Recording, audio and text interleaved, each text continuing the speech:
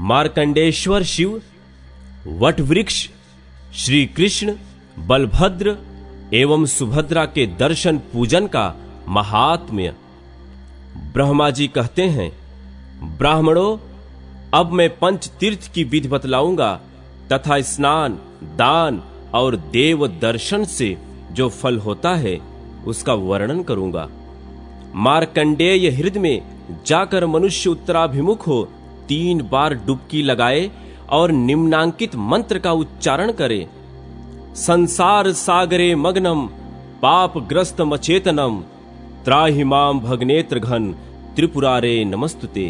नमः शिवाय शांताय सर्व पाप हराय च स्नानम करोमि देवेशमम नश्युत्पातकम। अर्थात भग के नेत्रों का नाश करने वाले त्रिपुर शत्रु भगवान शिव, मैं संसार सागर में निमग्न पापग्रस्त एवं अचेतन हूँ, आप मेरी रक्षा कीजिए। आपको नमस्कार है। समस्त पापों को दूर करने वाले शांत स्वरूप शिव को मेरा नमस्कार है। देवेश्वर, मैं यहाँ स्नान करता हूँ, मेरा सारा पातक नष्ट हो जाए। यों कहकर बुद्धिमान पुरुष नाभि के बराबर जल में स्नान करने के पश्चात देवताओं और ऋषियों का विधि पूर्वक तर्पण करे, फिर तिल और जल लेकर पितरों की भी तृप्ति करे। उसके बाद आचमन करके शिव मंदिर में जाए, उसके भीतर प्रवेश करके 3 बार देवता की परिक्रमा करे। तदनंतर मार्कंडेश्वराय नमः इस मूल मंत्र से अथवा अघोर मंत्र से शंकर जी की पूजा करके उन्हें प्रणाम करे और निम्नांकित मंत्र पढ़कर उन्हें प्रसन्न करे। त्रिलोचन नमस्तेस्तु नमस्ते शशिभूषण त्राहि माम त्वम विरूपाक्ष महादेव नमस्तुते। तीनों नेत्रों वाले शंकर, आपको नमस्कार है। चंद्रमा को भूषण रूप में धारण करने वाले, आपको नमस्कार है। विकट नेत्रों वाले शिव जी, आप मेरी रक्षा कीजिए। महादेव, आपको नमस्कार है। इस प्रकार मार्कंडेय हृदय में स्नान करके भगवान शंकर का दर्शन करने से मनुष्य सब पापों से मुक्त हो शिवलोक में जाता है। वहां से कल्पांत स्थायी वट वृक्ष के पास जाकर उसकी 3 परिक्रमा करे, फिर निम्नांकित मंत्रों द्वारा बड़ी भक्ति के साथ उस वट की पूजा करे। ओम नमो वक्त रूपाय महाप्रलयकारिणे महद्रसोपविष्टाय न्यग्रोधाय नमस्तुते। अमर सत्वम सदा कल्पे हरिष्यातनम वट न्योग्रोध हर में पापम कल्प वृक्ष नमस्तुते। अव्यक्त स्वरूप महाप्रलयकारी एवं महान रस से युक्त आप वट वृक्ष को नमस्कार है। हे वट, आप प्रत्येक कल्प में अमर हैं। आप पर भगवान श्री हरि का निवास है। न्यग्रोध, मेरे पाप हर लीजिए। कल्प वृक्ष, आपको नमस्कार है। इसके बाद भक्ति पूर्वक परिक्रमा करके उस कल्पांत स्थायी वट को नमस्कार करें। ऐसा करने वाला मनुष्य केंचुल से छूटे हुए सर्प की भांति सहसा पापों से मुक्त हो जाता है। उस वृक्ष की छाया में पहुंच जाने पर मनुष्य ब्रह्म हत्या से भी मुक्त हो जाता है।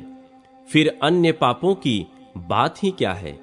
भगवान श्री कृष्ण के अंग से प्रकट हुए ब्रह्म तेजोमय वट वृक्ष रूपी विष्णु को प्रणाम करके मानव राजसूय और अश्वमेध यज्ञ से भी अधिक फल पा जाता है और अपने कुल का उद्धार करके विष्णु लोक में जाता है।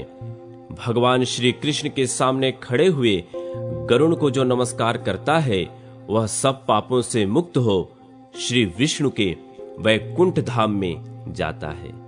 वट वृक्ष और गरुण का दर्शन करने के पश्चात जो पुरुषोत्तम श्री कृष्ण, बलभद्र और सुभद्रा देवी का दर्शन करता है, वह परम गति को प्राप्त होता है। जगन्नाथ श्री कृष्ण के मंदिर में प्रवेश करके 3 बार प्रदक्षिणा करें, फिर नाम मंत्र से बलभद्र जी का भक्ति पूर्वक पूजन करके निम्नांकित रूप से प्रार्थना करें। नमस्ते हल्दीग्राम नमस्ते मूसलायुध, नमस्ते रेवती कांत, नमस्ते भक्त वत्सल, नमस्ते बलिनाम श्रेष्ठ, नमस्ते धरणीधर, प्रलंबारे नमस्तेस्तु त्राहिमाम कृष्ण पूर्वज। हल धारण करने वाले राम, आपको नमस्कार है। मूसल को आयुध रूप में रखने वाले, आपको नमस्कार है। रेवती रमण, आपको नमस्कार है। भक्त वत्सल, आपको नमस्कार है। बलवानों में श्रेष्ठ, आपको नमस्कार है। पृथ्वी को मस्तक पर धारण करने वाले शेष जी, आपको नमस्कार है। प्रलंब शत्रु, आपको नमस्कार है। श्री कृष्ण के अग्रज, मेरी रक्षा कीजिए।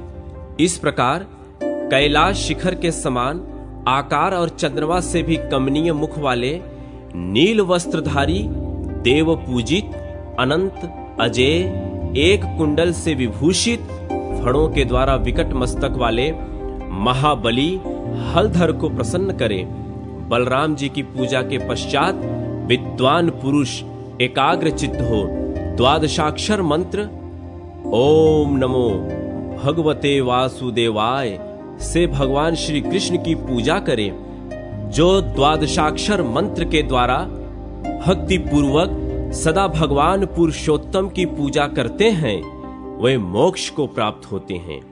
देवता, योगी तथा सोमपान करने वाले याज्ञिक भी जिस गति को नहीं पाते, उसी को द्वादशाक्षर मंत्र का जप करने वाले पुरुष प्राप्त कर लेते हैं।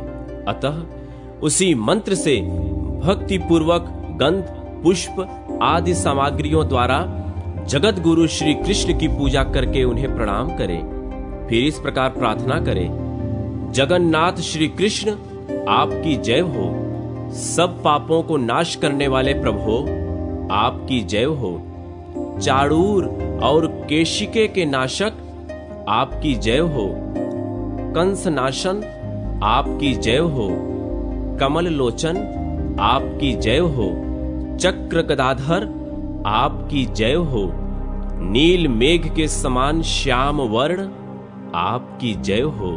सबको सुख देने वाले परमेश्वर आपकी जय हो।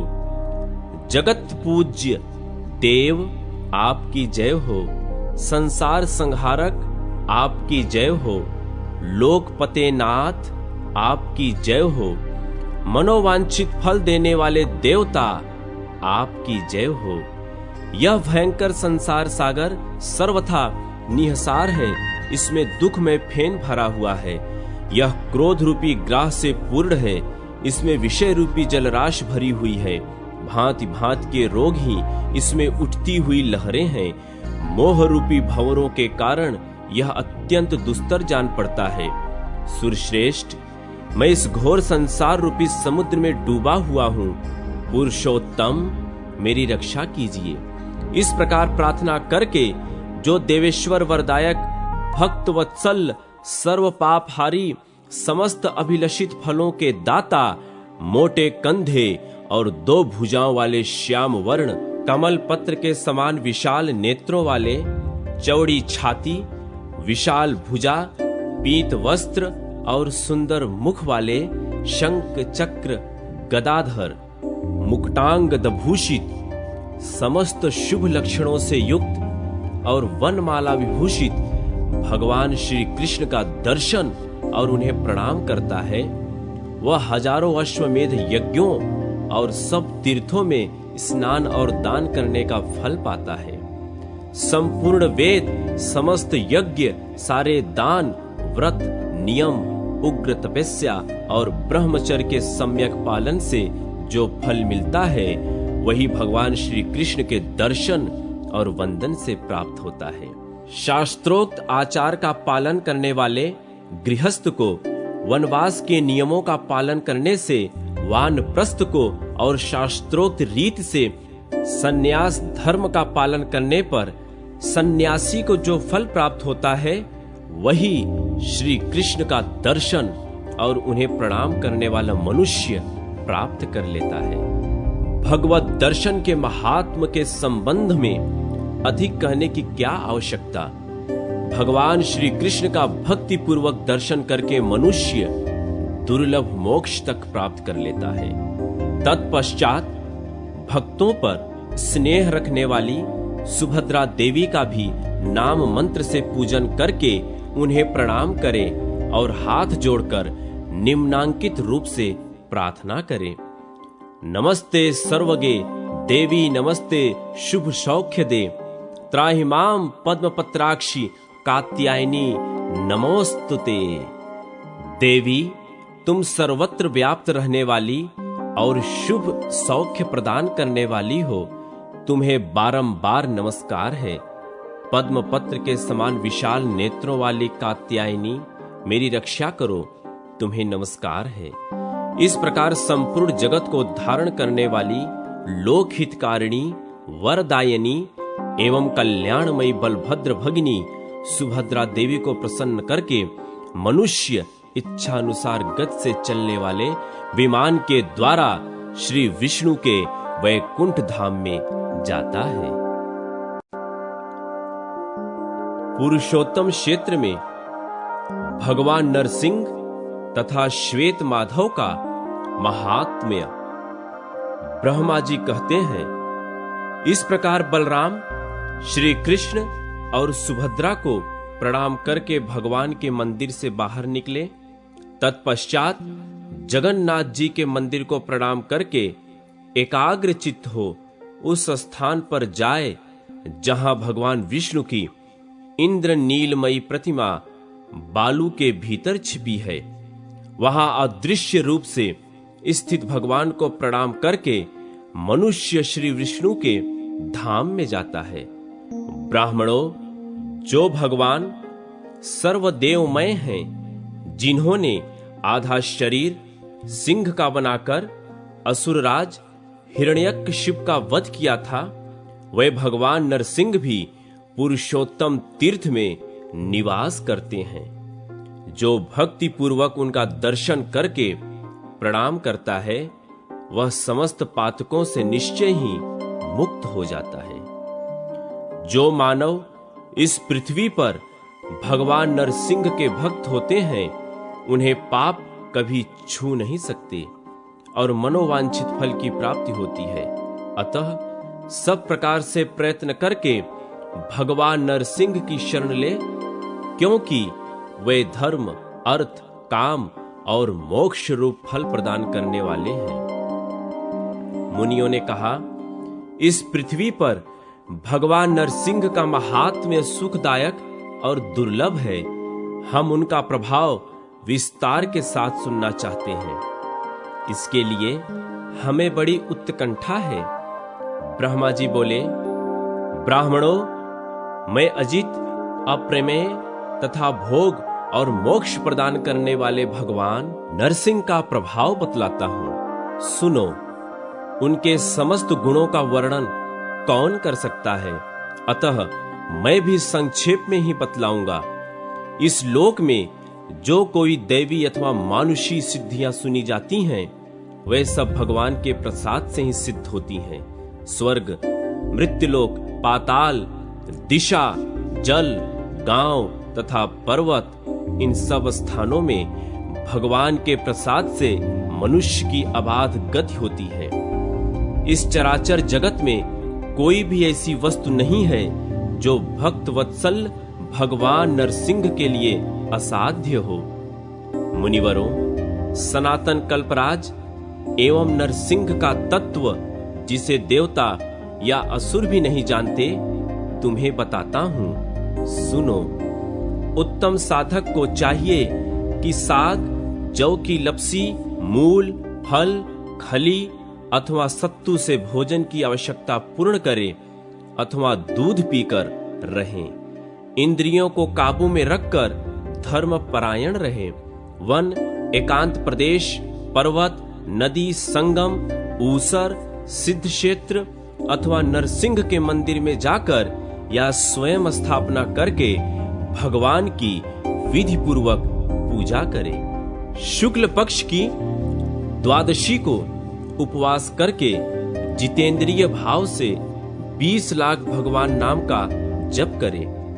ऐसा करने वाला साधक उपपातक और महापातकों से युक्त होने पर भी मुक्त हो जाता है। पहले भगवान नरसिंह की प्रदक्षिणा करके चंदन और धूप आदि के द्वारा उनकी पूजा करे, मस्तक झुकाकर प्रभु को प्रणाम करे तथा उनके माथे पर कपूर और चंदन मिले हुए चमेली के फूल चढ़ावे। इससे सिद्धि प्राप्त होती है। किसी भी कार्य में भगवान की गति कुंठित नहीं होती। ब्रह्मा, रुद्र आदि देवता भी उनके तेज को नहीं सह सकते। फिर संसार में सिद्ध गंधर्व, मानव, दानव, विद्याधर, यक्ष, किन्नर और महानागों की तो बात ही क्या है। अन्य साधक जिन असुरों का नाश करने के लिए मंत्र जप करते हैं, वे सब नरसिंह भक्तों को सूर्य के समान तेजस्वी देखकर तत्क्षण नष्ट हो जाते हैं। महाबली भगवान नरसिंह सदा अपने भक्तों की रक्षा करते हैं। अतः मुनीश्वरों, समस्त अभिलषित फलों के दाता महापराक्रमी भगवान नरसिंह की सदा भक्ति पूर्वक पूजा करनी चाहिए। ब्राह्मण, क्षत्रिय, वैश्य, स्त्री, शूद्र और अंत्यज भी सुरश्रेष्ठ नरसिंह का भक्ति पूर्वक पूजन करके कोटि जन्मों के पाप और दुखों से मुक्त हो जाते हैं, मनोवांछित फल पाते हैं। देव, गंधर्व एवं इंद्र का भी पद प्राप्त कर लेते हैं।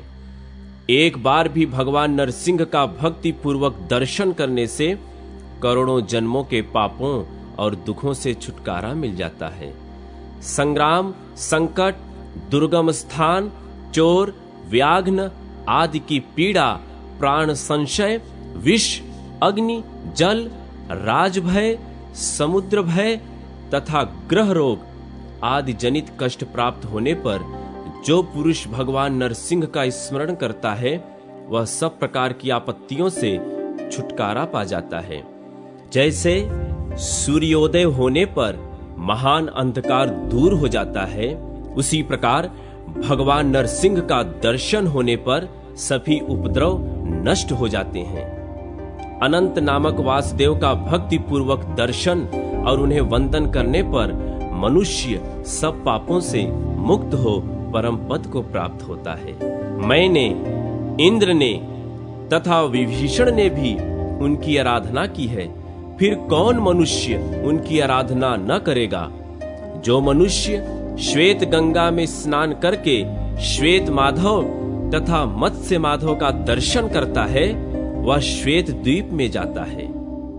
मुनियों ने कहा, भगवन, आप श्वेत माधव के महात्म्य का पूर्ण रूप से वर्णन कीजिए, साथ ही भगवान की प्रतिमा का वृत्तांत भी विस्तार के साथ बतलाइए। भूतल में विख्यात भगवान के पवित्र क्षेत्र श्वेत माधव की स्थापना किसने की थी? ब्रह्मा जी बोले, सत्ययुग में श्वेत नाम के एक बलवान राजा थे। वे बड़े बुद्धिमान, धर्मज्ञ, शूरवीर, सत्य प्रतिज्ञ और दृढ़ता पूर्वक व्रत का पालन करने वाले थे। उनके राज्य में 10,000 वर्षों तक मनुष्यों की आयु होती थी और किसी बालक की मृत्यु नहीं होती थी। इस प्रकार राजा श्वेत के राज्य में कुछ काल व्यतीत होने के पश्चात एक घटना घटित हुई। कपाल गौतम नाम का एक परम धर्मात्मा ऋषि थे। उनके एक पुत्र हुआ जो कालवश दांत निकलने के पहले ही चल बसा। उसे गोद में लेकर बुद्धिमान ऋषि राजा के निकट आए। राजा ने ऋषि कुमार को अचेत अवस्था में सोया देख उसको जीवित करने के लिए प्रतिज्ञा की।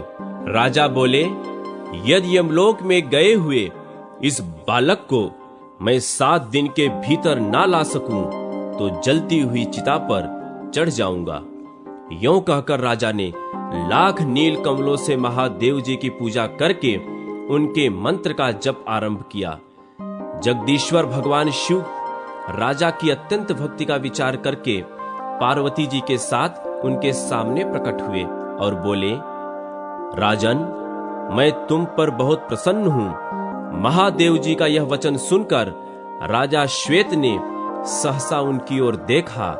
वे सब अंगों में भस्म रमाए हुए थे। उनके शरीर की कांति शरतकालीन चंद्रमा और कुंद के समान थी। उनके नेत्र विकट थे। व्याघ्र चर्म का वस्त्र और ललाट में चंद्रमा की रेखा थी। उन पर दृष्टि पड़ते ही राजा ने सहसा पृथ्वी पर गिरकर उन्हें प्रणाम किया और कहा, प्रभो, यदि आप मुझ पर प्रसन्न हैं, यदि आपकी मुझ पर दया है, तो काल के वश में पड़ा हुआ यह ब्राह्मण बालक पुनः जीवित हो जाए। यही मेरी प्रतिज्ञा है। महेश्वर, आप इसे यथा योग्य आयु से युक्त और कल्याण का भागी बनाएं। श्वेत की यह बात सुनकर महादेव जी को बड़ी प्रसन्नता हुई। उन्होंने सब भूतों को भय देने वाले काल को आज्ञा दी और काल ने मृत्यु के मुख में पड़े हुए उस बालक को जीवित कर दिया। इसके बाद वे पार्वती देवी के साथ अंतर्धान हो गए।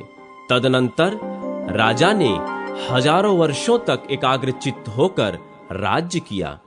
फिर लौकिक धर्मों और वैदिक नियमों का विचार करके भगवान केशव की आराधना का निश्चित व्रत धारण किया।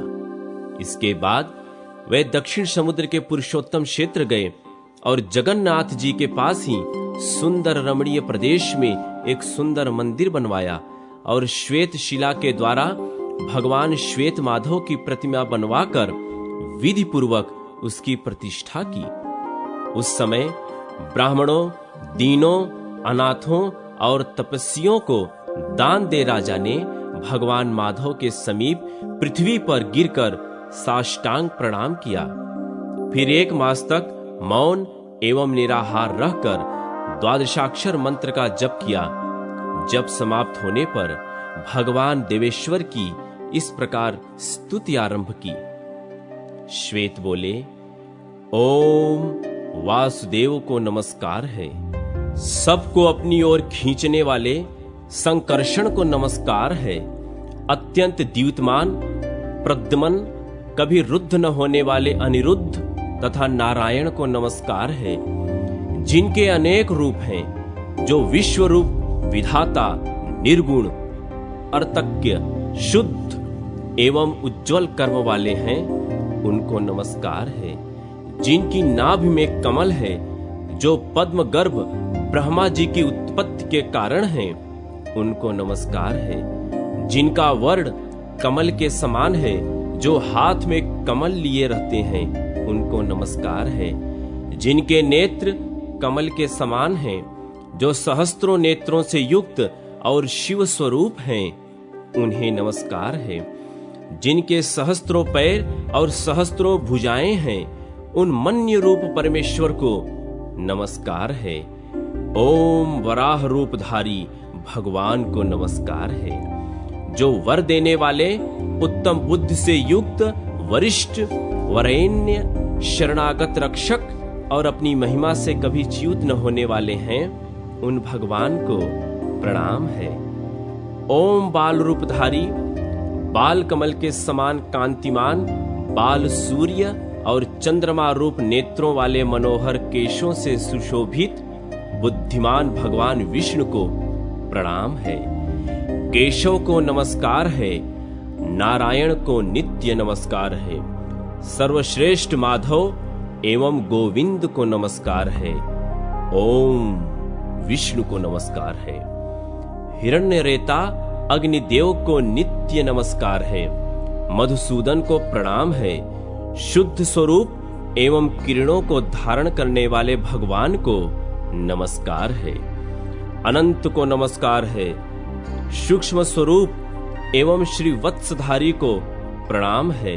3 बड़े बड़े डंगों वाले तथा दिव्य पीतांबर धारण करने वाले वामन को नमस्कार है। भगवान, आप सृष्टिकर्ता हैं, आपको नमस्कार है। आप ही सबके धारण पोषण करने वाले हैं, आपको बारंबार नमस्कार है। गुण स्वरूप एवं निर्गुण को नमस्कार है। वामन रूप भगवान को नमस्कार है। वामन कर्मा श्री हरि को प्रणाम है। वामन नेत्र प्रभु को नमस्कार है और वामन वाहन माधव को प्रणाम है। रमणीय पूज्य अथवा अव्यक्त स्वरूप भगवान को नमस्कार है। अर्तक्य शुद्ध एवं भयहारी हरि को प्रणाम है।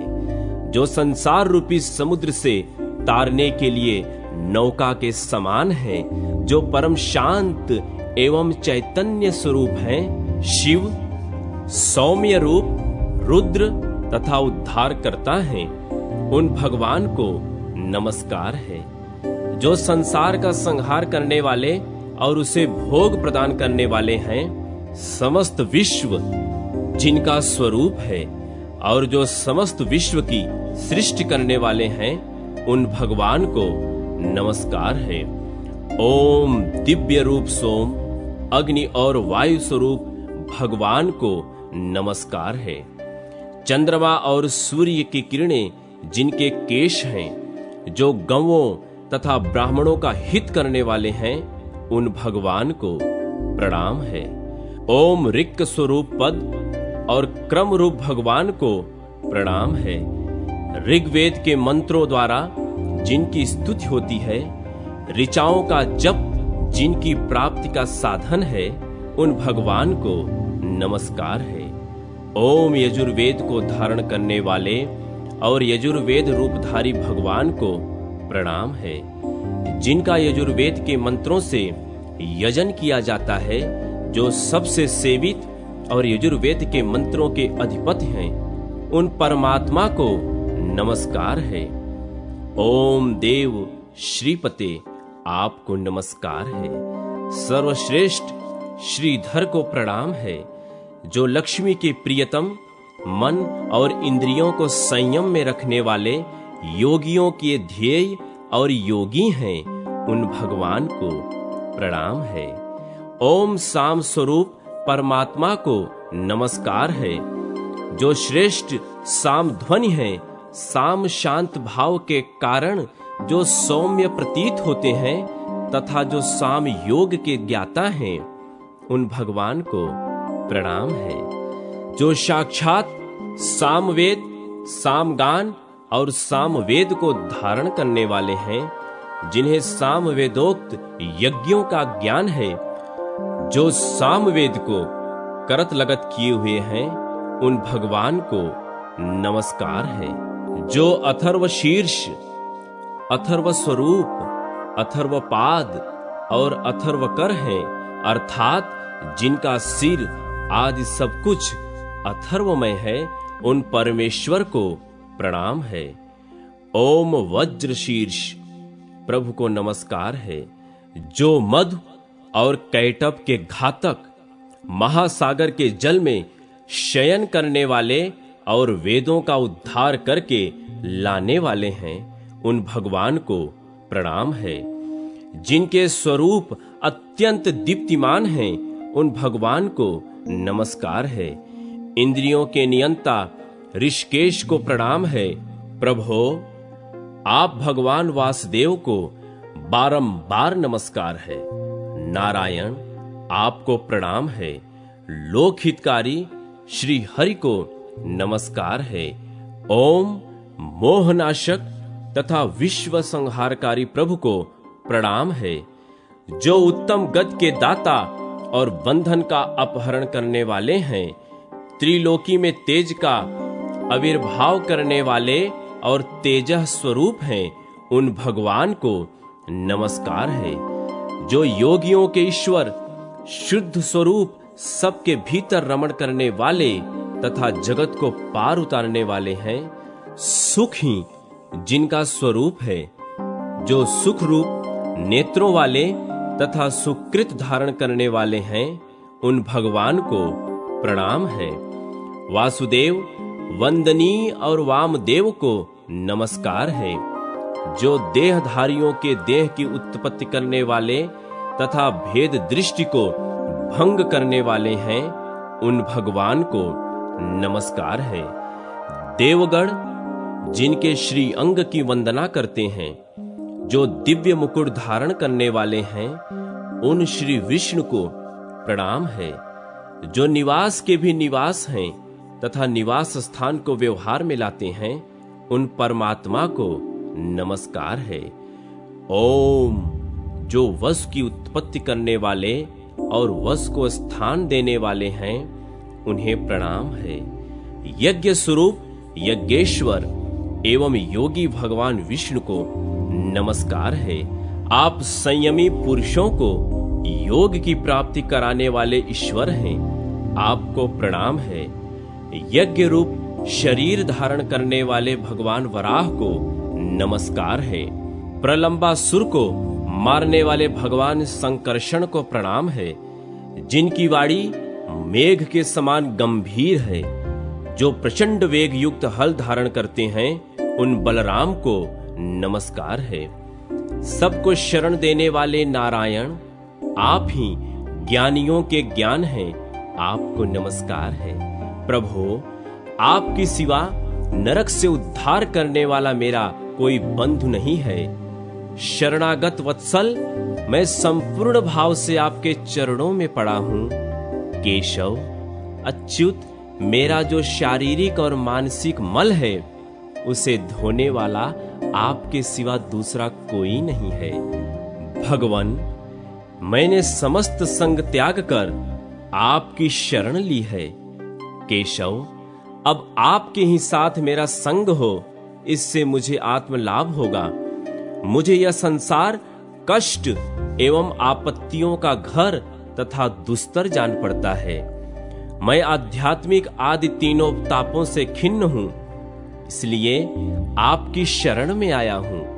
आपकी माया से यह समस्त जगत नाना प्रकार की कामनाओं द्वारा मोहित हो रहा है। इसमें लोभ आदि का पूरा आकर्षण है, अतः मैंने आपकी शरण ली है। विष्णु, संसार जीव को तनिक भी सुख नहीं है। यज्ञेश्वर, मनुष्य का मन जैसे जैसे आप में लगता जाता है, वैसे वैसे निष्काम होकर वह परमानंद को प्राप्त होता रहता है। मैं विवेक शून्य होकर नष्ट हो गया हूं। सारा जगत मुझे दुखी दिखाई देता है। गोविंद, मेरी रक्षा कीजिए। आप ही संसार से मेरा उद्धार कर सकते हैं। यह संसार समुद्र मोह रूपी जल से परिपूर्ण है, इसके पार जाना असंभव है। मैं इसमें गले तक डूबा हुआ हूं। पुंडरीकाक्ष, आपकी सिवा दूसरा कोई ऐसा नहीं है जो इससे मेरा उद्धार कर सके। उस विख्यात दिव्य पुरुषोत्तम क्षेत्र में राजा श्वेत के इस प्रकार स्तुति करने पर देवाधिदेव जगतगुरु श्री हरि उनकी भक्ति का विचार करके संपूर्ण देवताओं के साथ राजा के सामने आए। नील मेघ के समान श्याम वर्ण, कमल पत्र के समान बड़ी बड़ी आंखें, हाथों में देदीप्यमान सुदर्शन, बाएं हाथ में पांचजन्य शंख तथा अन्य हाथों में गदा, श्रांग, धनुष और खड्ग, यही उनकी झांकी थी। भगवान ने कहा, राजन, तुम्हारी बुद्धि बड़ी उत्तम है। तुम में पाप का लेश भी नहीं है। मैं तुम पर बहुत प्रसन्न हूं। तुम अपनी इच्छा के अनुसार कोई उत्तम वर मांगो। देवाधिदेव भगवान का यह अमृतमय वचन सुनकर महाराज श्वेत ने मस्तक नवाकर उन्हें प्रणाम किया और उन्हीं में मन लगाए हुए कहा, भगवान, यदि मैं आपका भक्त हूं तो मुझे यह उत्तम वरदान दीजिए। ब्रह्मलोक से भी ऊपर जो अविनाशी वैकुंठ धाम है, जिसे निर्मल रजोगुण रहित शुद्ध एवं संसार की आसक्ति से शून्य बताया गया है, मैं उसी को प्राप्त करना चाहता हूं। जगतपते, आपकी कृपा से मेरा यह मनोरथ सफल हो। श्री भगवान बोले, राजेंद्र, संपूर्ण देवता, मुनि, सिद्ध और योगी भी जिस रमणीय और रोग शोक रहित पद को नहीं प्राप्त होते, उसे ही तुम प्राप्त करोगे। संपूर्ण लोकों को लांघकर मेरे लोक में जाओगे। यहां तुमने जो कीर्ति प्राप्त की है, वह तीनों लोकों में फैलेगी और मैं सदा ही यहां निवास करूंगा। इस तीर्थ को देवता और दानव आदि सब लोग श्वेत गंगा कहेंगे। जो कुश के अग्रभाग से भी श्वेत गंगा का जल अपने ऊपर छिड़केगा वह स्वर्गलोक में जाएगा। जो यहाँ स्थापित श्वेत माधव नाम की प्रतिमा का दर्शन और उसे प्रणाम करेगा वह देह त्याग कर भगवान का स्मरण करते हुए शांत पद को प्राप्त होगा। मत्स्य माधव की महिमा, समुद्र में मार्जन आदि की विधि, अष्टाक्षर मंत्र की महत्ता, स्नान तर्पण विधि तथा भगवान की पूजा का वर्णन। ब्रह्मा जी कहते हैं, श्वेत माधव का दर्शन करके उनके समीप ही मत्स्य माधव का दर्शन करें। जो भगवान पहले एकारणों के जल में मत्स्य रूप धारण करके वेदों का उद्धार करने के लिए रसातल में स्थित थे, वे ही मत्स्य माधव कहलाते हैं। वे भगवान के आदि अवतार हैं।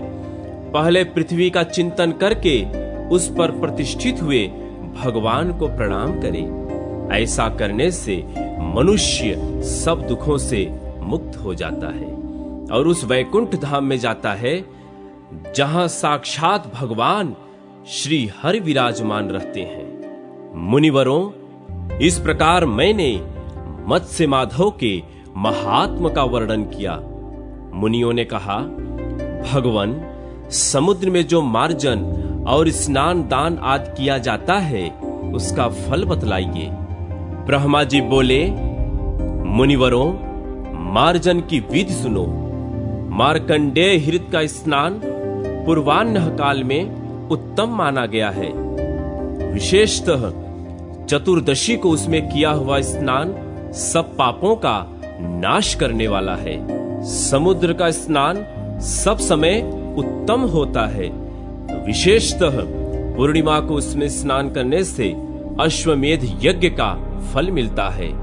मार्कंडेय हृद, अक्षय वट, श्री कृष्ण, बलराम, समुद्र तथा इंद्रद्युम्न ये पुरुषोत्तम क्षेत्र के 5 तीर्थ हैं। जब ज्येष्ठ मास की पूर्णिमा को ज्येष्ठा नक्षत्र हो तब विशेष रूप से तीर्थराज समुद्र की यात्रा करनी चाहिए। उस समय मन, वाणी और शरीर से शुद्ध हो भगवान में मन लगाए रहें और कहीं मन को न ले जाए। सब प्रकार के द्वंद्वों से मुक्त रहे, राग और द्वेष को दूर कर दें। कल्प वृक्ष वट बहुत रमणीय स्थान है। वहां स्नान करके एकाग्र चित्त से 3 बार भगवान जनार्दन की परिक्रमा करें। उनके दर्शन से 7 जन्मों के पापों से छुटकारा मिल जाता है। प्रचुर पुण्य तथा अभीष्ट गति की प्राप्ति होती है।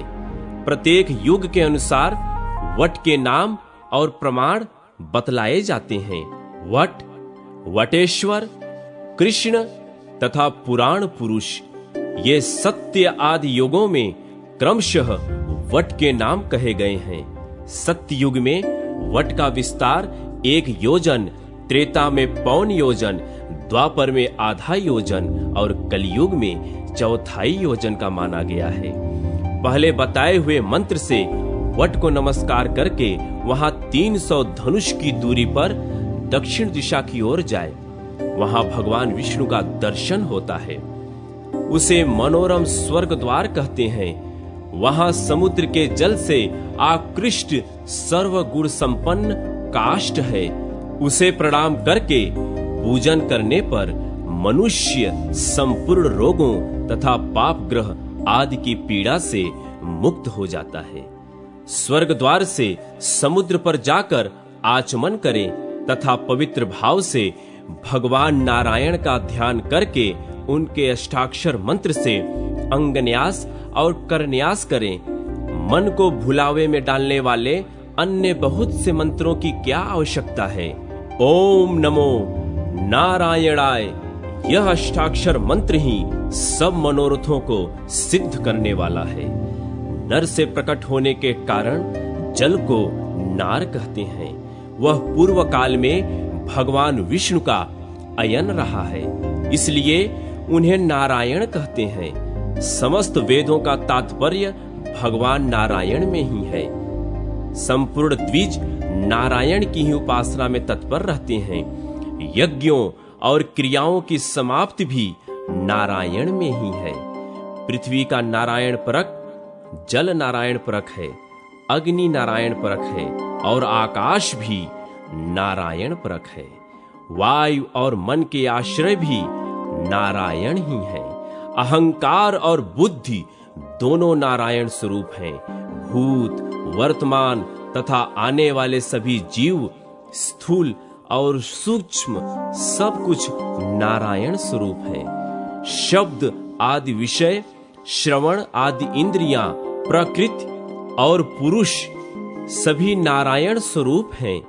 जल, स्थल, पाताल, स्वर्गलोक, आकाश तथा पर्वत, इन सबको व्याप्त करके भगवान नारायण स्थित हैं। अधिक कहने की क्या आवश्यकता है। ब्रह्मा आदि से लेकर तृण पर्यंत समस्त चराचर जगत नारायण स्वरूप है। ब्राह्मणों, मैं नारायण से बढ़कर यहाँ कुछ नहीं देखता। यह दृश्य, अदृश्य, चर, अचर सब उन्हीं के द्वारा व्याप्त हैं। जल भगवान विष्णु का घर है और विष्णु ही जल के स्वामी हैं। अतः जल में सर्वदा पापहारी नारायण का निवास रहता है। उसी में उनका स्मरण करना चाहिए। विशेषतः स्नान के समय जल में उपस्थित हो पवित्र भाव से नारायण का ध्यान करें और हाथ तथा शरीर में नामाक्षरों का न्यास करें। ओंकार और नकार का दोनों हाथों के अंगूठे में तथा शेष अक्षरों का तर्जनी आदि के क्रम से करतल और कर पृष्ठों तक न्यास करें। ओमकार का बाएं और नकार का दाएं चरण में न्यास करें। कट के बाएं भाग में मो का और दाएं भाग में ना का न्यास करें। रा का नाभि देश में, य का बाईं भुजा में, ड़ा का दाहिनी भुजा में और य का मस्तक पर न्यास करें। नीचे ऊपर हृदय में, पार्श्व भाग में, पीठ की ओर तथा अग्रभाग में श्री नारायण का ध्यान करके विद्वान पुरुष कवच का पाठ आरंभ करें। पूर्व में गोविंद, दक्षिण में मधुसूदन, पश्चिम की ओर श्रीधर, उत्तर में केशव, अग्निकोण में विष्णु, नैऋत्य में अविनाशी माधव, वायव्य में ऋषिकेश, ईशान में वामन, नीचे वाराह और ऊपर भगवान त्रिविक्रम मेरी रक्षा करें। इस प्रकार कवच का पाठ करके निम्नांकित मंत्रों का उच्चारण करें। त्वमग्नि द्विपदाम नाथ रेतोताह कामदीपनः प्रधानः सर्वभूतानां जीवानां प्रभुरभ्यः अमृतस्यारणस्त्वं हि देवयोनिरपाम पते वृजनम हर में सरोम तीर्थराज नमस्तुते। नाथ, आप अग्नि हैं, मनुष्य आदि सब जीवों के वीर्य का आधान और काम का दीपन करने वाले हैं। संपूर्ण भूतों में प्रधान हैं तथा जीवों के अविनाशी प्रभु हैं। समुद्र, आप अमृत की उत्पत्ति के स्थान तथा देवताओं की योनि हैं। तीर्थराज, आप मेरे सब पाप हर लें, आपको नमस्कार है। इस प्रकार विधिवत उच्चारण करके स्नान करना चाहिए, अन्यथा वह स्नान उत्तम नहीं माना जाता। वैदिक मंत्रों से अभिषेक और मार्जन करके जल में डुबकी लगा 3 बार अघमर्षण मंत्र का जप करें। जैसे अश्वमेध यज्ञ सब पापों को दूर करने वाला है, वैसे ही अघमर्षण सूक्त सब पापों का नाशक है। स्नान के पश्चात जल से निकलकर 2 निर्मल वस्त्र धारण करें। फिर प्राणायाम, आचमन एवं संध्योपासन करके ऊपर की ओर फूल और जल डालकर सूर्योपस्थान करें। उस समय अपनी दोनों भुजाएं ऊपर की ओर उठाए रखें। तदनंतर गायत्री मंत्र का 108 बार जप करें। गायत्री के अतिरिक्त सूर्य देवता संबंधी अन्य मंत्रों का भी एकाग्र चित्त से खड़ा हो जप करें। फिर सूर्य की प्रदक्षिणा और उन्हें नमस्कार करके पूर्वाभिमुख बैठकर स्वाध्याय करें। उसके बाद देवता और ऋषियों का तर्पण करके दिव्य मनुष्यों और पीतरों का तर्पण करें। मंत्रवेत्ता पुरुष को चाहिए कि चित्त को एकाग्र करके तिल मिश्रित जल के द्वारा नाम गोत्रोच्चारण पूर्वक पीतरों की तृप्ति करे। पहले देवताओं का तर्पण करने के पश्चात ही द्विज पीतरों के तर्पण का अधिकारी होता है। श्राद्ध और हवन के समय एक हाथ से सब वस्तुएं अर्पित करें, परंतु तर्पण में दोनों हाथों का उपयोग करना चाहिए। यही सदा की विधि है। बाएं और दाएं हाथ की सम्मिलित अंजलि से नाम गोत्र के साथ तृप्यताम बोलकर मौन भाव से जल दे। अपने अंगों में स्थित तिल के द्वारा देवताओं और पितरों का तर्पण न करे। वैसे तिलों के साथ दिया हुआ जल रुधिर के तुल्य होता है, उसे देने वाला पाप का भागी होता है। मुनिवरों, यदि दाता जल में स्थित होकर पृथ्वी पर जल दे तो वह व्यर्थ होता है, किसी के पास नहीं पहुंचता। जो मनुष्य स्थल में खड़ा होकर जल में जल देता है, उसका दिया हुआ जल भी पितरों को नहीं मिलता, व्यर्थ जाता है। अतः जल में कदाप पितरों को जल न दे, बल्कि वहां से निकलकर पवित्र देश में जल द्वारा तर्पण करना चाहिए। न जल में, न पात्र में, न कुपित होकर और न ही एक हाथ से जल दे। जो पृथ्वी पर नहीं दिया जाता वह जल पितरों तक नहीं पहुंचता। मैंने पितरों के लिए अक्षय स्थान के रूप में पृथ्वी ही दी है। अतः उनकी प्रीत चाहने वाले पुरुषों को पृथ्वी पर ही जल देना चाहिए। पितर भूमि पर ही उत्पन्न हुए, भूमि पर ही रहे और भूमि में ही उनके शरीर का लय हुआ। अतः भूमि पर ही उनके लिए जल देना चाहिए। अग्रभाग सहित कुशों को बिछाकर उस पर मंत्रों द्वारा देवताओं और पितरों का आवाहन करना चाहिए। पूर्वाग्र कुशों पर देवताओं का और दक्षिणाग्र कुशों पर पितरों का आवाहन करना उचित है। देवताओं और अन्यान्य पितरों का तर्पण करने के पश्चात मौन भाव से आचमन करके समुद्र के तट पर एक हाथ का चौकोर मंडल बनाएं। उसमें 4 दरवाजे रहें। उसके भीतर कर्णिका सहित अष्टदल कमल की आकृति बनाएं। इस प्रकार मंडल बनाकर उसमें अष्टाक्षर मंत्र की विधि से अजन्मा भगवान नारायण का पूजन करें। अब शरीर शुद्ध की उत्तम विधि बतलाता हूँ। चक्र रेखा सहित आकार का हृदय में ध्यान करे। वह 3 शिखाओं सहित प्रज्वलित हो पापों का दाह करता है और सब पापों का नाश करने वाला है।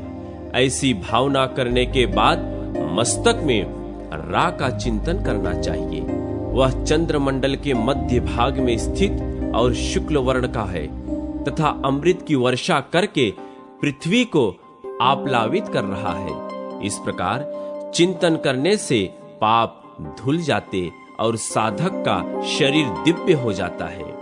तदनंतर अपने बाएं पैर से आरंभ करके क्रमशः सब अंगों में अष्टाक्षर मंत्र का न्यास करें। वैष्णव पंचांग न्यास तथा चतुर्व्यूह न्यास भी करें। साधक को मूल मंत्र के द्वारा कर शुद्ध भी करनी चाहिए। इसकी विधि यों है। दोनों हाथों की 8 अंगुलियों में अंगूठों द्वारा एक एक अक्षर का न्यास करना चाहिए। पहले बाएं हाथ में, फिर दाएं हाथ में ओमकार सहित शुक्ल वर्णा पृथ्वी का बाएं पैर में न्यास करें। नकार का वर्ण श्याम और देवता शंभु है, उसका न्यास दक्षिण पैर में है। मोकार को काल स्वरूप माना गया है, इसका न्यास कट के वाम भाग में होता है। नाकार सर्वबीज स्वरूप है, उसकी स्थिति कट के दक्षिण भाग में है। राकार का तेज स्वरूप बताया गया है। उसका स्थान नाभि प्रदेश में होता है। यकार का देवता वायु है। उसका न्यास बाएं कंधे में है। ड़ाकार को सर्वव्यापी समझना चाहिए। उसकी स्थिति दाएं कंधे में है। यकार की स्थिति सिर में है, जहां संपूर्ण लोग प्रतिष्ठित हैं। तात्पर्य यह है कि यकार का न्यास मस्तक में करना चाहिए। वैष्णव पंचांग न्यास। ओम विष्णुवे नमः शिरः। ओम ज्वलनाय नमः शिखा। ओम विष्णुवे नमः कवचम। ओम विष्णुवे नमः स्फुरणम दिशो बंधाय। ओम हुम फट अस्त्रम। चतुर्व्यूहन्यास। ओम शिरसि शुक्लो वासुदेव इति। ओम आम ललाटे रक्तः संकर्षणो गरत्तुमान वहिंस्तेज आदित्य इति। ओम आम ग्रीवायाम पीतः प्रद्युम्नो वायुमेघ इति। ओम आम हृदये कृष्णो निरुद्धः सर्वशक्ति समन्वित इति। इस प्रकार अपने आत्मा का चतुर्व्यूह रूप से चिंतन करके कार्य आरंभ करें। मेरे आगे भगवान विष्णु और पीछे केशव है। दक्षिण भाग में गोविंद और वाम भाग में मधुसूदन है। ऊपर वैकुंठ और नीचे वाराह है। बीच की संपूर्ण दिशाओं में माधव है। चलते, खड़े होते, जागते अथवा सोते समय भगवान नरसिंह मेरी रक्षा करते हैं। मैं वासुदेव स्वरूप हूँ। इस प्रकार विष्णुमय होकर पूजन आरंभ करें। अपने शरीर की भांति भगवान के विग्रह में भी संपूर्ण तत्वों का न्यास करें। प्रणव का उच्चारण करके शरीर पर जल के छींटे दें। ओम फट का उच्चारण सब विघ्नों का निवारण करने वाला और शुभ माना गया है।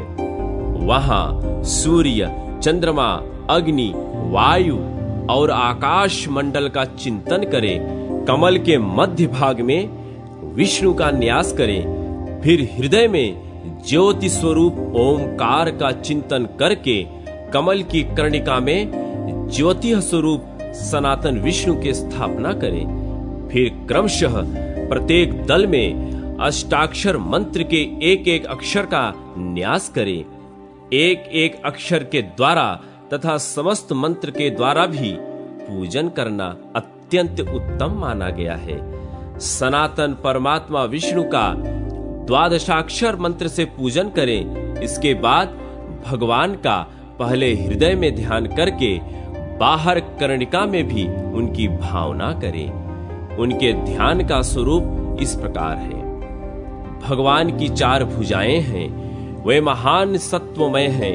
कोटि कोटि सूर्यों के समान उनके श्री अंगों की प्रभा है और वे महायोग स्वरूप, ज्योति स्वरूप एवं सनातन हैं। इसके बाद मन ही मन भगवान का स्मरण करते हुए मंत्रोच्चारण पूर्वक उनका आवाहन आदि करें। आवाहन मंत्र। मीन रूपो वराहश्च नरसिंहोथ वामनः आयातु देवी वरदो मम नारायणो ग्रतः। ओम नमो नारायणाय नमः। मीन वराह नरसिंह एवं वामन अवतारधारी वरदायक देवता भगवान नारायण मेरे सम्मुख पधारे। सच्चिदानंद स्वरूप श्री नारायण को नमस्कार है। आसन मंत्र। कर्णिकायाम सुपीठेत्र पद्मकल्पित मासनम सर्वसत्व हितार्थाय तिष्ठ त्वम मधुसूदन। ओम नमो नारायणाय नमः। यहाँ कमल की कर्णिका में सुंदर पीठ पर कमल का आसन बिछा हुआ है। मधुसूदन, सब प्राणियों का हित करने के लिए आप इस पर विराजमान हो। सच्चिदानंद स्वरूप श्री नारायण को नमस्कार है। अर्घ्य मंत्र। ओम त्रैलोक्य पतिनाम पतये देव देवाय ऋषिकेशाय विष्णुवे नमः। ओम नमो नारायणाय नमः। त्रिभुवन पतियों के भी पति, देवताओं के भी देवता, इंद्रियों के स्वामी भगवान विष्णु को नमस्कार है। सच्चिदानंद स्वरूप श्री नारायण को नमस्कार है। पाद्य मंत्र। ओम पाद्यम पाद्योर्देव पद्मनाम सनातन विष्णु कमलपत्राक्ष ग्रहाण मधुसूदन। ओम नमो नारायणाय नमः। देव पद्मनाम सनातन विष्णु कमल नयन मधुसूदन, आपके चरणों में यह पाद्य समर्पित है, आप इसे स्वीकार करें। सच्चिदानंद स्वरूप श्री नारायण को नमस्कार है। मधुपर्क मंत्र। मधुपर्कम महादेव ब्रह्मा देह कल्पितम तव मया निवेदितम भक्त्या गृहाण पुरुषोत्तम। ओम नमो नारायणाय नमः। महादेव पुरुषोत्तम ब्रह्मा आदि देवताओं ने आपके लिए जिसकी व्यवस्था की थी, वही मधुपर्क मैं भक्ति पूर्वक आपको निवेदन करता हूँ, कृपया स्वीकार कीजिए। सच्चिदानंद स्वरूप श्री नारायण को नमस्कार है। आचमनीय मंत्र। मंदाकिन्याः सितम वारि सर्व पापहरम शिवम गृहाणाचमनीयम त्वं मया भक्त्या निवेदितम। ओम नमो नारायणाय नमः। भगवान, मैंने गंगा जी का स्वच्छ जल, जो सब पापों को दूर करने वाला तथा कल्याणमय है, आचमन के लिए भक्ति पूर्वक आपको अर्पित किया है, कृपया ग्रहण कीजिए। सच्चिदानंद स्वरूप श्री नारायण को नमस्कार है।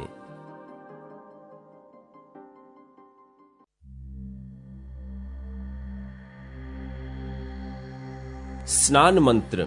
त्वमापः पृथ्वी चैव ज्योतिस्त्वम वायुरेव च लोकेश वृत्तमांत्रेण वारिणा स्नाप्यहम्यहम्। ओम नमो नारायणाय नमः। लोकेश्वर, आप ही जल, पृथ्वी तथा अग्नि और वायु रूप हैं। मैं जीवन रूप जल के द्वारा आपको स्नान करता हूँ। सच्चिदानंद स्वरूप श्री नारायण को नमस्कार है। वस्त्र मंत्र। देव तत्व समायुक्त यज्ञ वर्ण समन्वित स्वर्ण वर्ण प्रभे देव वाससी तव केशव। ओम नमो नारायणाय नमः। देव तत्व समायुक्त यज्ञ वर्ण समन्वित केशव, मैं सुनहरे रंग के 2 वस्त्र आपकी सेवा में समर्पित करता हूँ। सच्चिदानंद स्वरूप श्री नारायण को नमस्कार है। विलेपन मंत्र। शरीरम ते न जानाम चेष्टाम चैव न केशव मया निवेदितो गंधः प्रतिगृह्य विलप्यताम। ओम नमो नारायणाय नमः। केशव, मुझे आपके शरीर और चेष्टा का ज्ञान नहीं है। मैंने जो यह गंध, रोली, चंदन आदि निवेदन किया है, इसे लेकर अपने अंग में लगा लें। सच्चिदानंद स्वरूप श्री नारायण को नमस्कार है। यज्ञोपवीत मंत्र। ऋग्युजः साम मंत्रेण त्रिवतम पद्मयोनिना सावित्री ग्रंथ संयुक्त मुपवितम तरवापये। ओम नमो नारायणाय नमः। भगवान, ब्रह्मा जी ने ऋक, यजुः और सामवेद के मंत्रों से जिसको त्रिवृत बनाया है, वह सावित्री ग्रंथ से युक्त यज्ञोपवीत मैं आपकी सेवा में अर्पित करता हूँ। सच्चिदानंद स्वरूप श्री नारायण को नमस्कार है। अलंकार मंत्र। दिव्य रत्न समायुक्त वहीन भानु समप्रभ गात्राणि तव शोभंतु सालंकारिणी माधव। ओम नमो नारायणाय नमः। अग्नि और सूर्य के समान प्रभाव वाले दिव्य रत्न विभूषित माधव, इन अलंकारों को धारण करके आपके श्री अंग सुशोभित हों। सच्चिदानंद स्वरूप श्री नारायण को नमस्कार है। ओम नमः। यह अष्टाक्षर मंत्र के प्रत्येक अक्षर के साथ लगाकर पृथक पृथक पूजा करें अथवा समस्त मूल मंत्र का एक ही साथ उच्चारण करके पूजन करें। धूप मंत्र। वनस्पति रसो दिव्यो गंधाढ्य सुरभश्चिते मया निवेदितो भक्त्या धूपोयम प्रतिगृह्यताम। ओम नमो नारायणाय नमः। भगवन, यह धूप सुगंध द्रव्यों से मिश्रित वनस्पति का दिव्य रस है, अतएव अत्यंत सुगंधित है। मैंने भक्ति पूर्वक इसे आपकी सेवा में अर्पित किया है, आप इसे स्वीकार करें। सच्चिदानंद स्वरूप श्री नारायण को नमस्कार है। दीप मंत्र। सूर्य चंद्रमसो ज्योतिर्विद्युत गण्योस्तथैव च त्वमेव ज्योतिषाम देव दीपोयम प्रतिगृह्यताम। ओम नमो नारायणाय नमः। देव, आप ही सूर्य और चंद्रमा की, बिजली और अग्नि की तथा ग्रहों और नक्षत्रों की ज्योति हैं। यह दीप ग्रहण कीजिए। सच्चिदानंद स्वरूप श्री नारायण को नमस्कार है। नैवेद्य मंत्र। अन्नम चतुर्विधम चैव रसैः षडभि समन्वितम मया निवेदितम भक्त्या नैवेद्यम तव केशव। ओम नमो नारायणाय नमः। केशव, मैंने 6 रसों से युक्त 4 प्रकार का अन्न आपको भक्ति पूर्वक समर्पित किया है, आप यह नैवेद्य ग्रहण करें। सच्चिदानंद स्वरूप श्री नारायण को नमस्कार है। पूर्वोक्त अष्टदल कमल के पूर्व दल में वासुदेव का, दक्षिण दल में संकर्षण का, पश्चिम दल में पद्युम्न का, उत्तर दल में अनिरुद्ध का, अग्निकोण वाले दल में वाराह का, नैऋत्य कोण में नरसिंह का, वायव्य कोण में माधव का तथा ईशान्य में भगवान त्रिविक्रम का न्यास करें। फिर अष्टाक्षर देव के सम्मुख गरुण की स्थापना करें। भगवान के वाम भाग में चक्र और दक्षिण भाग में शंख की स्थापना करें। इसी प्रकार उनके दक्षिण भाग में महागदा कौमोद की और वाम भाग में श्रांग नामक धनुष को स्थापित करें। दक्षिण भाग में 2 दिव्य तरकस और वाम भाग में खड़क का न्यास करें। दक्षिण भाग में श्री देवी और वाम भाग में पुष्टि देवी की स्थापना करें। भगवान के सामने वनमाला, श्री वत्स और कौस्तुभ रखें। फिर पूर्व आदि 4 दिशाओं में हृदय आदि का न्यास करें। कोण में देव देव विष्णु के अस्त्र का न्यास करें। पूर्व आदि 8 दिशाओं में तथा ऊपर और नीचे तांत्रिक मंत्रों से क्रमशः इंद्र, अग्नि, यम, निरुक्त, वरुण, वायु, कुबेर, ईशान, अनंत तथा ब्रह्मा जी का पूजन करें। इस प्रकार मंडल में स्थित देवेश्वर जनार्दन का पूजन करके मनुष्य निश्चय ही मनोवांछित भोगों को प्राप्त करता है।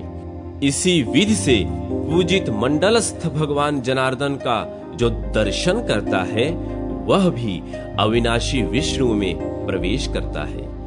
जिसने उपर्युक्त विधि से एक बार भी श्री केशव का पूजन किया है वह जन्म, मृत्यु और जरा अवस्था को लांघकर भगवान विष्णु के पद को प्राप्त होता है। नमः सहित ओमकार जिसके आदि में और नमः जिसके अंत में है वह ओम नमो नारायणाय नमः, यह तेजस्वी मंत्र संपूर्ण तत्वों का मंत्र कहलाता है। इस विधि से प्रत्येक को गंध, पुष्प आदि वस्तुएं क्रमशः निवेदन करनी चाहिए। इसी तरह क्रमशः 8 मुद्राएं बांधकर दिखाए। फिर मंत्रवेत्ता पुरुष ओम नमो नारायणाय इस मूल मंत्र का 108 या 28 अथवा 8 बार जप करें। किसी कामना के लिए जप करना हो तो इसके लिए शास्त्रों में जितना बताया गया है उतनी ही संख्या में जप करें, अथवा निष्काम भाव से जितना हो सके उतना एकाग्र चित्त से जाप करें।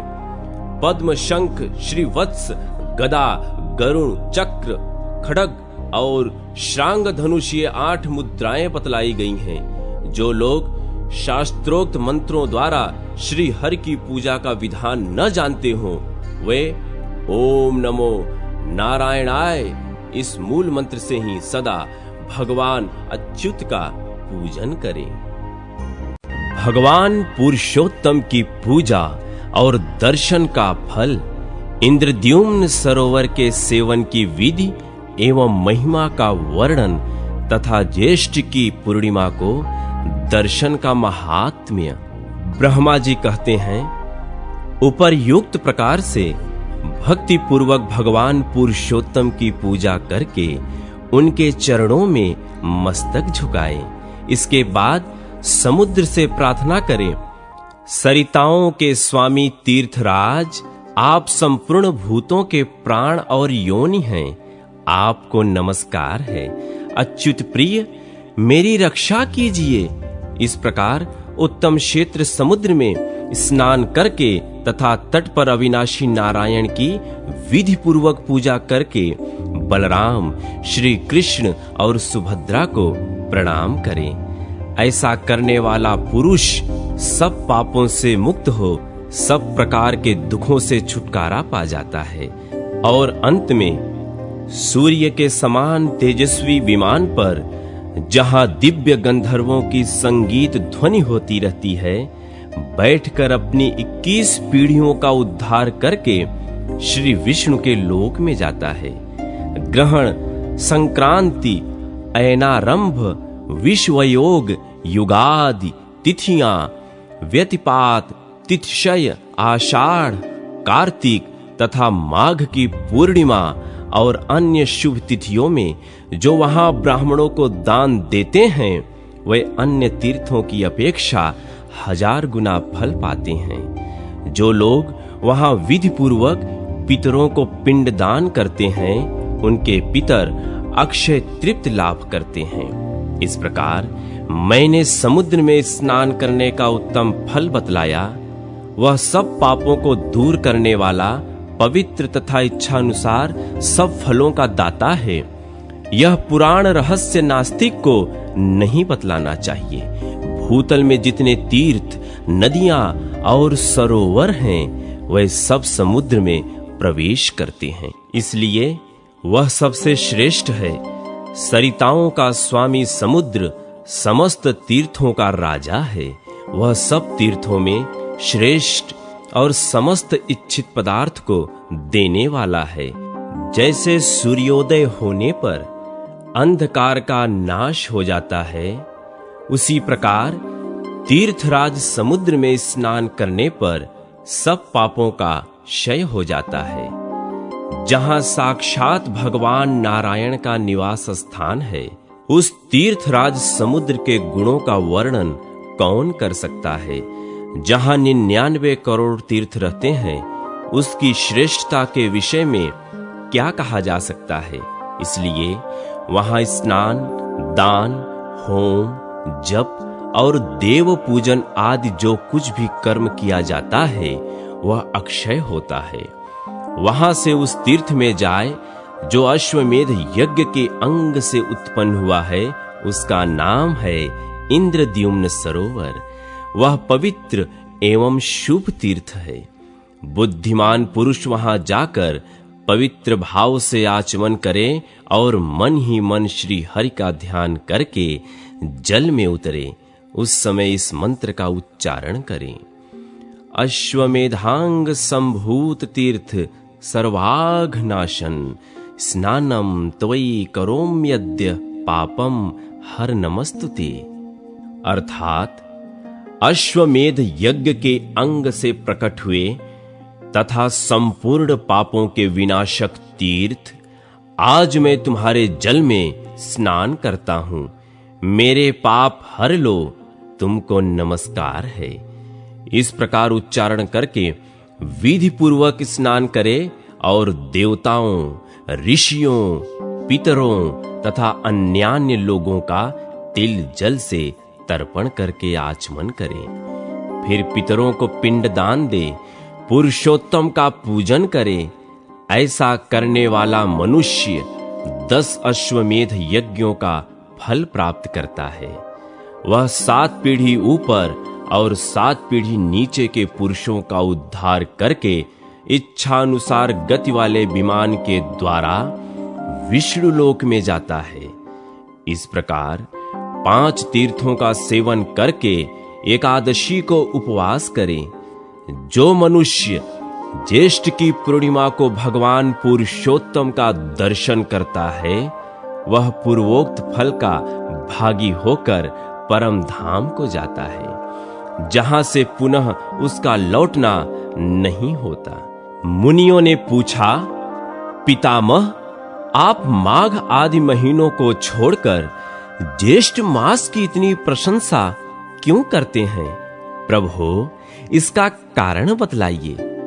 ब्रह्मा जी बोले, मुनिवरों सुनो, अन्य मासों की अपेक्षा जो ज्येष्ठ मास की बारंबार प्रशंसा करता हूं, उसका कारण संक्षेप से बतलाता हूं।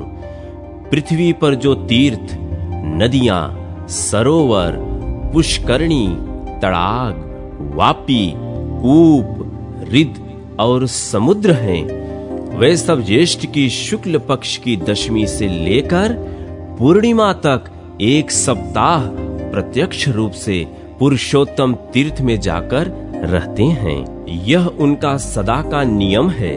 इसलिए वहां का स्नान, दान, देव दर्शन आदि जो कुछ पुण्य कार्य उस समय किया जाता है, वह अक्षय होता है।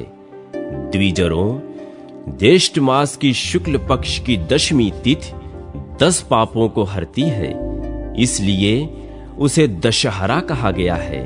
उस दिन जो लोग अपनी इंद्रियों को वश में रखते हुए श्री कृष्ण, बलराम और सुभद्रा का दर्शन करते हैं, वे सब पापों से मुक्त हो जाते हैं। उत्तरायण और दक्षिणायन के आरंभ के दिन श्री पुरुषोत्तम बलराम और सुभद्रा का दर्शन करने वाला मानव वैकुंठ धाम में जाता है। जो मनुष्य फाल्गुन की पूर्णिमा के दिन एक चित्त हो पुरुषोत्तम श्री गोविंद को झूले पर विराजमान देखता है, वह उनके धाम में जाता है। विश्वयोग के दिन विधि पूर्वक पंच तीर्थ विधि का पालन करके जो श्री कृष्ण, बलराम तथा सुभद्रा का दर्शन करता है, वह सब पापों से मुक्त हो विष्णु लोक में जाता है। जो वैशाख कृष्णा तृतीया को चंदन चर्चित श्री कृष्ण का दर्शन करता है, वह विष्णु धाम में जाता है। ज्येष्ठा नक्षत्र से युक्त ज्येष्ठ मास की पूर्णिमा के दिन जो श्री पुरुषोत्तम का दर्शन करता है, वह अपनी 21 पीढ़ियों का उद्धार करके श्री विष्णु लोक में जाता है। जिस दिन राशि और नक्षत्र के योग से महाज्येष्ठी ज्येष्ठ की पूर्णिमा हो, उस दिन यत्न पूर्वक श्री पुरुषोत्तम तीर्थ में पहुंचना चाहिए।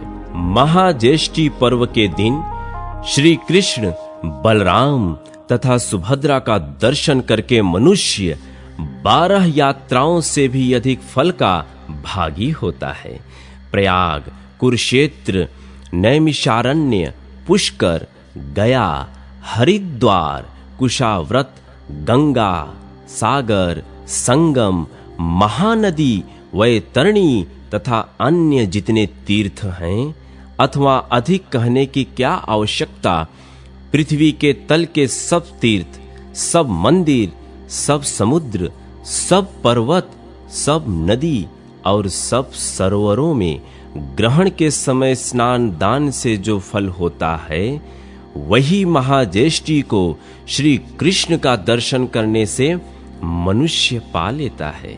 अतः महाज्येष्ठी को सर्वथा प्रयत्न करके पुरुषोत्तम तीर्थ की यात्रा करनी चाहिए। सुभद्रा के साथ श्री कृष्ण और बलराम का दर्शन करने वाला मनुष्य अपने समस्त कुल का उद्धार करके भगवान विष्णु के धाम में जाता है। ज्येष्ठ पूर्णिमा को श्री कृष्ण, बलराम और सुभद्रा के स्नान का उत्सव तथा उनके दर्शन का महात्म्य। मुनियों ने पूछा, ब्रह्मा जी, भगवान श्री कृष्ण का स्नान किस समय और किस विधि से होता है? विधिज्ञों में श्रेष्ठ हमें उसकी विधि बताइए। ब्रह्मा जी बोले, मुनियों, श्री कृष्ण, बलराम और सुभद्रा का स्नान परम पुण्यमय और सब पापों का नाशक है। मैं उसकी विधि आदि का वर्णन करता हूं, सुनो। ज्येष्ठ मास में पूर्णिमा को ज्येष्ठा नक्षत्र आने पर वहां हर समय श्री हरि का स्नान होता है। वहां सर्व तीर्थमय कूप है जो अत्यंत निर्मल और पवित्र माना गया है। उक्त पूर्णिमा को उसमें भगवती गंगा प्रत्यक्ष रूप से प्रकट होती है। अतः ज्येष्ठ की पूर्णिमा को स्वर्ण में कलशों से श्री कृष्ण, बलभद्र और सुभद्रा के स्नान के लिए उस कूप से जल निकाला जाता है। इसके लिए एक सुंदर मंच बनवाकर उसे पताका आदि से अलंकृत किया जाता है। वह सुदृढ़ और सुखपूर्वक चलने योग्य बना होता है। वस्त्र और फूलों से उसे सजाया जाता है। वह खूब विस्तृत होता है और धूप से सुवासित किया जाता है। उस पर श्री कृष्ण और बलराम को स्नान कराने के लिए श्वेत वस्त्र बिछाया जाता है। उसे सजाने के लिए मोती के हार लटकाए जाते हैं। भांति भांति के वाद्यों की ध्वनि होती रहती है। उस मंच पर एक ओर भगवान श्री कृष्ण और दूसरी ओर भगवान बलराम विराजते रहते हैं। बीच में सुभद्रा देवी को पधार कर जय जयकार और मंगल घोष के साथ स्नान कराया जाता है। उस समय ब्राह्मण, क्षत्रिय, वैश्य, शूद्र तथा अन्य जात के लाखों स्त्री पुरुष उन्हें घेरे रहते हैं। गृहस्थ, स्नातक, सन्यासी और ब्रह्मचारी सभी मंच पर विराजमान श्री कृष्ण और बलराम को स्नान कराते हैं। पूर्वोक्त संपूर्ण तीर्थ अपने पुष्प मिश्रित जलों में पृथक पृथक भगवान को स्नान कराते हैं। फिर शंख, भेरी, मृदंग, झांझ और घंटा आदि वाद्यों की तुमल ध्वनि के साथ स्त्रियों के मंगल गीत, स्तुतियों के मनोहर शब्द, जय जयकार, वीणा रव तथा वेणुनाद का महान शब्द समुद्र की गर्जना के समान जान पड़ता है। उस समय मुनि लोग वेद पाठ और मंत्रों उच्चारण करते हैं। साम गान के साथ भांत भांत के स्तुतियों की पुण्यमय शब्द होते रहते हैं। यति, स्नातक, गृहस्थ और ब्रह्मचारी स्नान के समय बड़ी प्रसन्नता के साथ भगवान का स्तवन करते हैं। श्री कृष्ण और बलराम के ऊपर रत्न दंड विभूषित चंवर डुलाए जाते हैं। आकाश में यक्ष, विद्याधर, सिद्ध, किन्नर, अप्सराएं, देव, गंधर्व, चारण, आदित्य, वसु, रुद्र, साध्य, विश्वदेव, मरुद्गण, लोकपाल तथा अन्य लोग भी भगवान पुरुषोत्तम की स्तुति करते हैं। देव देवेश्वर, पुराण पुरुषोत्तम, आपको नमस्कार है। जगत पालक भगवान जगन्नाथ, आप सृष्टि, स्थिति और संहार करने वाले हैं। जो त्रिभुवन को धारण करने वाले ब्राह्मण भक्त, मोक्ष के कारणभूत और समस्त मनोवांछित फलों के दाता हैं, उन भगवान को हम प्रणाम करते हैं। इस प्रकार आकाश में खड़े हुए देवता श्री कृष्ण, महाबली बलराम तथा सुभद्रा देवी की स्तुति करते, गंधर्व गाते और अप्सराएं नृत्य करती हैं। देवताओं के बाजे बजते और शीतल वायु चलती है। उस समय आकाश में उमड़े हुए मेघ पुष्प मिश्रित जल की वर्षा करते हैं। मुनि, सिद्ध और चारण जय जयकार करते हैं। तत्पश्चात देवतागण मंगल सामग्रियों के साथ विधि और मंत्र युक्त अभिषेकोपयोगी द्रव्य लेकर भगवान का अभिषेक करते हैं।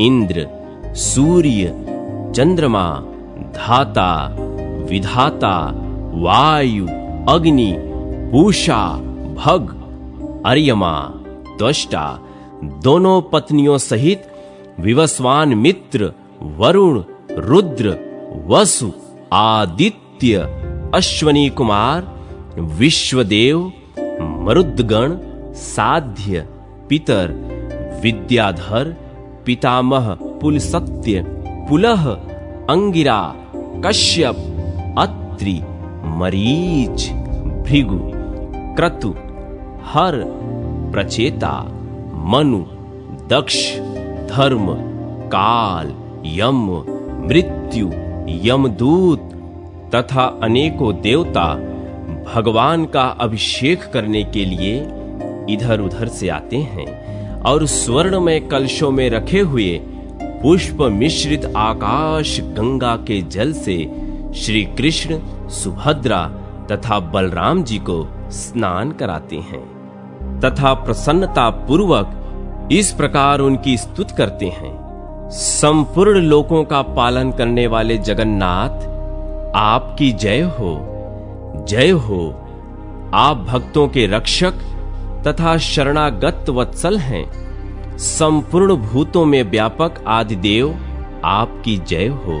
नानात्व के कारण भूत वासुदेव, आप असुरों के संहारक, दिव्य मत्स्य रूप धारण करने वाले, समस्त देवताओं में श्रेष्ठ तथा समुद्र शयन करने वाले हैं। योगीवर, आपकी जय हो, जय हो। सूर्य आपके नेत्र हैं तथा आप देवताओं के राजा हैं। वेदों में आप ही सर्वश्रेष्ठ बताए गए हैं। आपने कच्छप अवतार धारण किया था। आप श्रेष्ठ यज्ञ स्वरूप हैं। आपकी नाभि से कमल उत्पन्न हुआ था, इसलिए आप पद्मनाभ कहलाते हैं। आप पहाड़ों पर विचरने वाले तथा योगशायी हैं। आपकी जय हो, जय हो। महान वेग धारण करने वाले विश्व मूर्ते, चक्रधर, भूतनाथ, धरणीधर, शेषशायीन, आपकी जय हो, जय हो। आप पीतांबरधारी, चंद्रमा के समान कांतिमान, योग में वास करने वाले, अग्निमुख धर्म के आवास स्थान, गुणों के भंडार, लक्ष्मी के निवास स्थान और गरुण वाहन हैं। आपकी जय हो, जय हो। आप आनंद निकेतन, धर्मध्वज, पृथ्वी के आश्रय स्थान और दुर्बोध चरित्र वाले हैं। योगी पुरुष ही आपको जान पाते हैं। आप यज्ञों में निवास करने वाले तथा वेदों के वेद्य हैं। शांति प्रदान करने वाले और योगियों के ध्येय हैं। आपकी जय हो, जय हो। आप ही सबका पालन पोषण करते हैं। ज्ञान आपका स्वरूप है। आप लक्ष्मी निधि हैं। भाव भक्ति से ही आपका ज्ञान होना संभव है। मुक्ति आपके हाथ में है। आपका शरीर निर्मल है। आप सत्व गुण के अधिष्ठान, समस्त गुणों से समृद्धशाली, यज्ञकर्ता, निर्गुण तथा मोक्ष प्रदान करने वाले हैं। भूमंडल को शरण देने वाले परमेश्वर, आपकी जय हो, जय हो। आप दिव्य कांति से संपन्न, समस्त लोकों को शरण देने वाले, भगवती लक्ष्मी से संयुक्त, कमल के से नेत्रों वाले, सृष्टिकारक, योग युक्त, अलसी के फूल की भांति श्याम अंगों वाले, समुद्र के भीतर शयन करने वाले, लक्ष्मी रूपी कमल के भ्रमर तथा भक्तों के अधीन रहने वाले, लोककांत, आपकी जय हो, जय हो। आप परम शांत, परम सारभूत, चक्र धारण करने वाले, सर्पों के साथ रहने वाले, नील वस्त्रधारी, शांति कारक, मोक्षदायक तथा समस्त पापों को दूर करने वाले हैं। आपकी जय हो, जय हो। बलराम जी के छोटे भाई जगदीश्वर श्री कृष्ण, आपकी जय हो, जय हो। पद्म पत्र के समान नेत्रों वाले तथा इच्छानुसार फल देने वाले प्रभो, आपकी जय हो, जय हो। चक्र और गदा धारण करने वाले नारायण, आपका वक्ष स्थल वनमाला से आच्छादित है, आपकी जय हो, जय हो। लक्ष्मीकांत विष्णु, आपको नमस्कार है, आपकी जय हो। इस प्रकार श्री कृष्ण, बलराम और सुभद्रा का स्तवन दर्शन और वंदन करके देवता लोग अपने अपने स्थान को चले जाते हैं। उस समय जो मनुष्य मंच पर विराजमान पुरुषोत्तम श्री कृष्ण, बलभद्र और सुभद्रा का दर्शन करते हैं, वे अविनाशी पद को प्राप्त होते हैं। सहस्त्र गोदान, विधिवत भूमिदान, अर्घ्य और आतिथ्य पूर्वक अन्नदान, विधिवत वृषोत्सर्ग, ग्रीष्म काल में जलदान, चांद्रायण व्रत के अनुष्ठान तथा शास्त्रोक्त विधि से 1 मास तक उपवास करने से जो फल होता है, वही मंच पर विराजमान श्री कृष्ण का दर्शन करने से मिल जाता है।